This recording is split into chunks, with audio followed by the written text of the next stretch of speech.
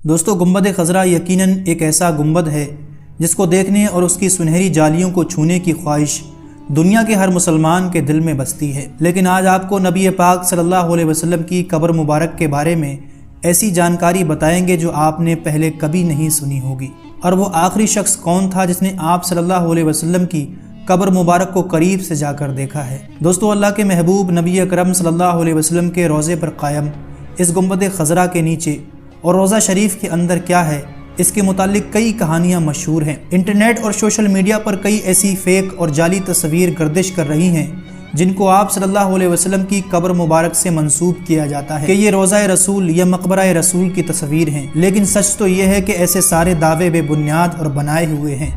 تو پھر اصل حقیقت کیا ہے اور روضہ شریف کے اندر کا اصل نظارہ کیسا ہے، اور کیا کوئی قبر مبارک تک جانے کی رسائی رکھتا ہے، اور ساتھ یہ بھی آپ کو بتائیں گے کہ روضہ رسول صلی اللہ علیہ وسلم کی زیارت کی آخری سعادت کب اور کس کو نصیب ہوئی۔ اس لیے ویڈیو کو اینڈ تک دیکھیے گا۔ دوستو سعودی حکومت نے ان سارے سوالوں کے جواب کچھ عرصہ پہلے ایک ڈاکومنٹری میں باضابطہ طور پر خود دیے ہیں، اور گنبد خضرا کے اندر کی کچھ تصاویر بھی سامنے آئی ہیں جو آگے چل کر آپ اس ویڈیو میں دیکھیں گے۔ دوستو جیسا کہ آپ سب جانتے ہیں کہ حضور اکرم صلی اللہ علیہ وسلم کا وصال ام المؤمنین حضرت عائشہ رضی اللہ تعالیٰ عنہ کے حجرے مبارک میں ہوا تھا، اور وہیں آپ صلی اللہ علیہ وسلم کی قبر مبارک ہے۔ اس کے بعد حضرت ابو بکر صدیق اور حضرت عمر رضی اللہ تعالیٰ عنہ بھی وہیں مدفون ہوئے، اور اس طرح روضہ مبارک میں 3 قبریں ہیں جیسا کہ آپ کو ویڈیو میں نظر آ رہا ہے۔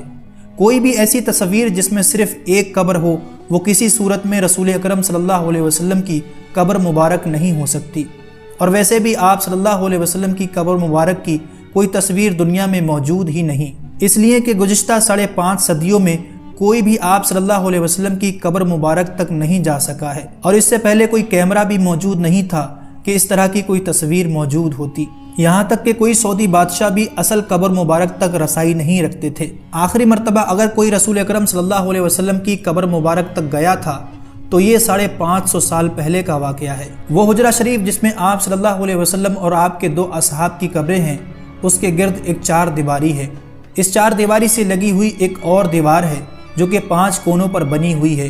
یہ 5 کونوں والی دیوار حضرت عمر بن عبدالعزیز رحمۃ اللہ علیہ نے بنوائی تھی، اور اس دیوار کے 5 کونے رکھنے کا مقصد اسے خانہ کعبہ کی مشابہت سے بچانا تھا۔ اس 5 کونوں والی دیوار پر ایک بڑا سبز رنگ کا غلاف ڈالا گیا ہے، اور یہ سب دیواریں بغیر کوئی دروازے کے ہیں، لہٰذا کسی کا بھی ان دیواروں کے پار اصل قبر مبارک تک جانے کا کوئی سوال ہی پیدا نہیں ہوتا۔ روضہ رسول صلی اللہ علیہ وسلم کی اندر سے زیارت کرنے والے بھی اس 5 کونوں والی دیوار پر پڑے پردے تک ہی جا پاتے ہیں۔ روضہ رسول صلی اللہ علیہ وسلم پر سلام عرض کرنے والے عام زائرین بھی جب سنہری جالیوں کے سامنے کھڑے ہوتے ہیں تو جالیوں کے سوراخوں سے انہیں بس وہی سبز رنگ کا پردہ نظر آ سکتا ہے جو گنبد خضرا کی 5 دیواری پر پڑا ہوا ہے۔ اس طرح سلام پیش کرنے والے زائرین اور حضور صلی اللہ علیہ وسلم کی قبر مبارک کے درمیان اگرچہ چند گز کا فاصلہ ہوتا ہے، لیکن درمیان میں کل 4 دیواریں حائل ہوتی ہیں۔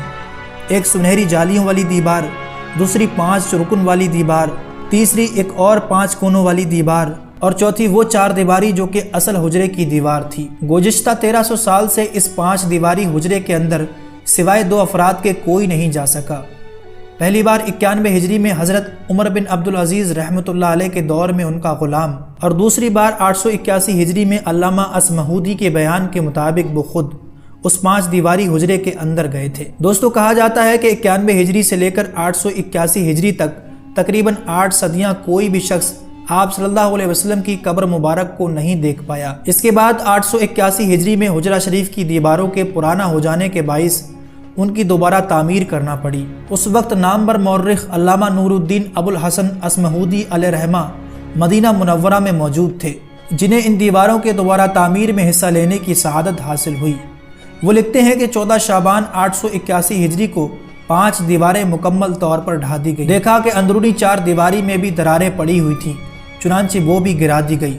اب ہماری آنکھوں کے سامنے مقدس حجرہ تھا۔ مجھے اندر جانے کی سعادت ملی۔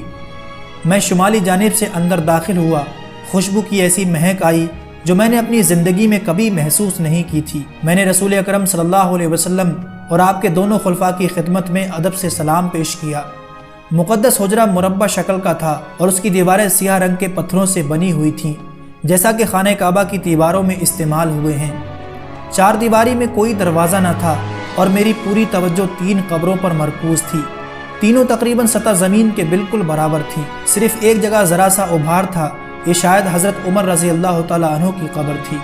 قبروں پر عام سی مٹی پڑی ہوئی تھی، اس بات کو 5 صدیاں بیت چکی تھی، جن کے درمیان کوئی انسان ان دیواروں کے اندر داخل نہیں ہو سکا۔ اصمہودی نے اپنی کتاب میں آپ صلی اللہ علیہ وسلم کا ذکر کرتے ہوئے لکھا کہ اس کا فرش سرخ رنگ کی ریت پر مبنی ہے۔ حجرہ نبوی کا فرش مسجد نبوی سے تقریباً 60 سینٹی میٹر نیچے ہے۔